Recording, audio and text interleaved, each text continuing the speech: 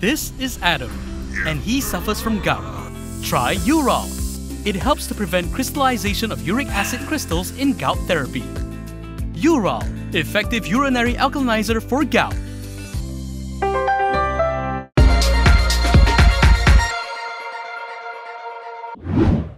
Good evening, I'm Ravina and this is KiniNews. A minister has called for the public to wait for an official announcement on Najib's application for a royal pardon.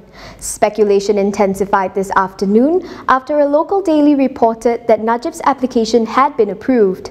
The daily later retracted their article. Federal Territories Minister Zaliha Mustafa has called for people to wait for an official announcement regarding a royal pardon application for Najib Abdul Razak.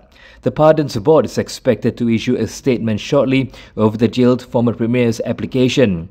Zaliha Mustafa confirmed to Malaysiakini that the board had met on the matter but declined to provide details. This afternoon, Utusan Malaysia published a story in which it quoted a source saying that the pardon for Najib has been approved. However, they later retracted the article. Malaysiakini understands that a meeting on the matter was held yesterday at Istana Negara. The meeting was among Yang di-Pertuan Agong Sultan Abdullah Sultan Ahmad Shah's final task before his reign ends today. Najib is serving a 12-year jail sentence at Kajang Prison for the 42 million ringgit SRC international corruption case. In addition, the former UMNO president is also on trial for other charges related to the 1MDB mega scandal. Yesterday, Najib's defense lawyer, Shafi Abdullah, said he had not received any information about the Pardons Board meeting.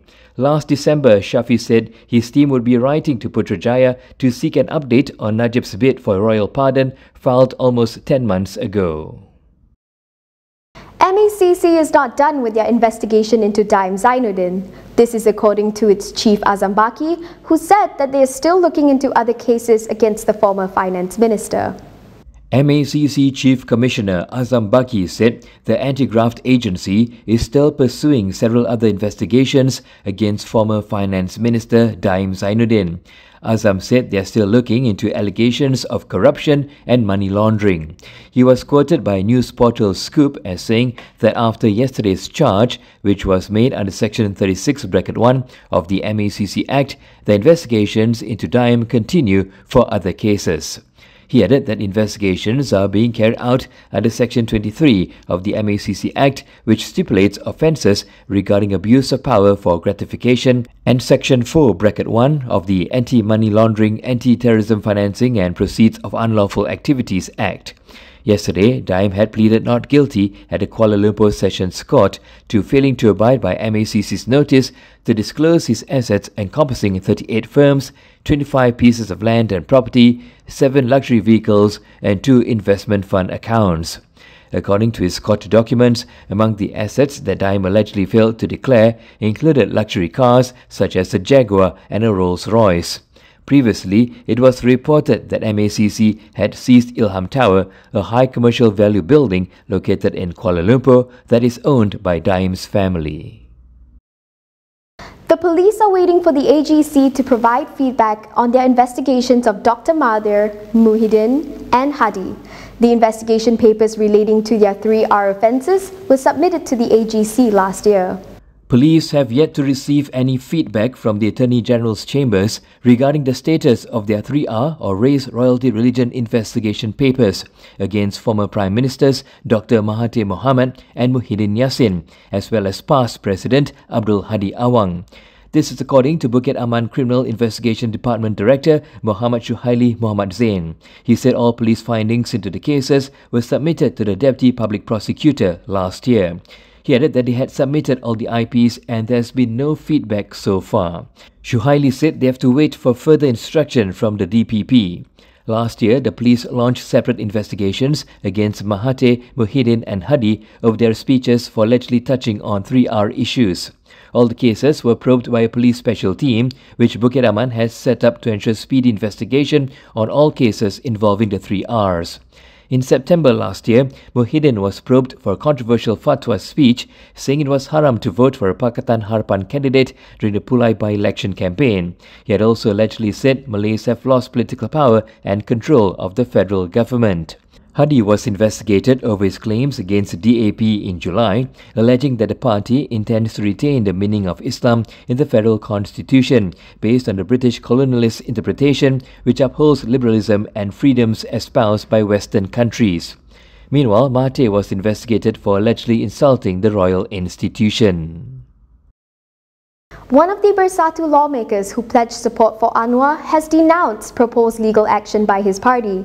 Azizi Abu Naim said that the threat of legal action is an act of intimidation. Bersatu's Azizi Abu Naim has hit out at his party after it was announced that legal action will be taken against those who support Anwar Ibrahim's administration.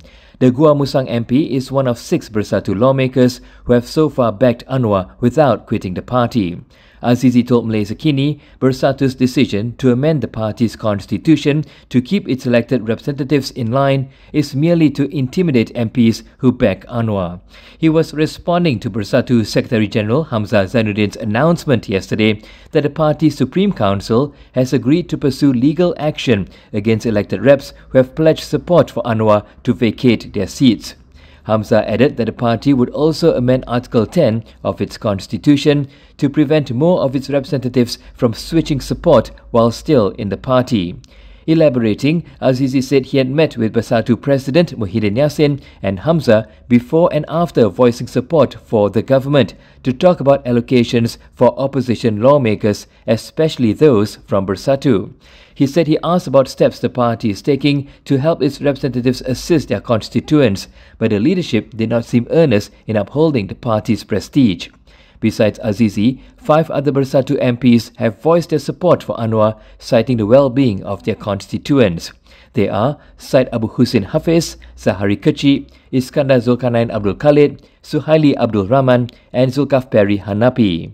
Syed Abu Hussein recently claimed that 10 more Pakatan Nasional lawmakers will declare their support for Anwar soon.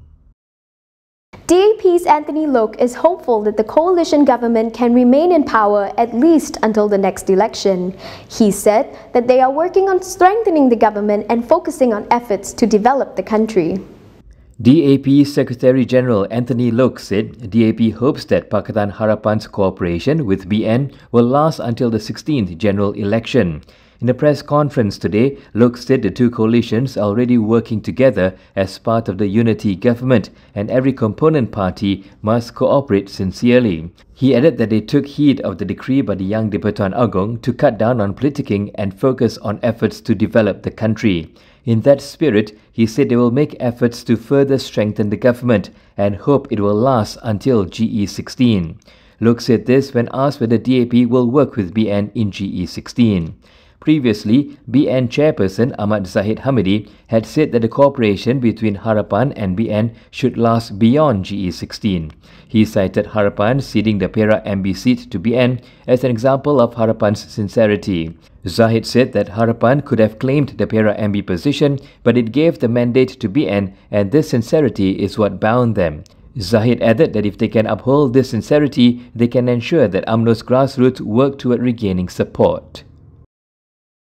A Selangor EXCO member said Pakatan Harapan's offer of 20 local councillor positions in Selangor is still open to BN. Selangor UMNO had earlier rejected the offer by the state's administration. Local Government and Tourism EXCO Ng Swee Lim said the 20 local councillor positions across 12 local authorities in Selangor are still open to BN. This is despite Selangor UMNO rejecting the 20 state local council posts offered by the state Pakatan Harapan administration.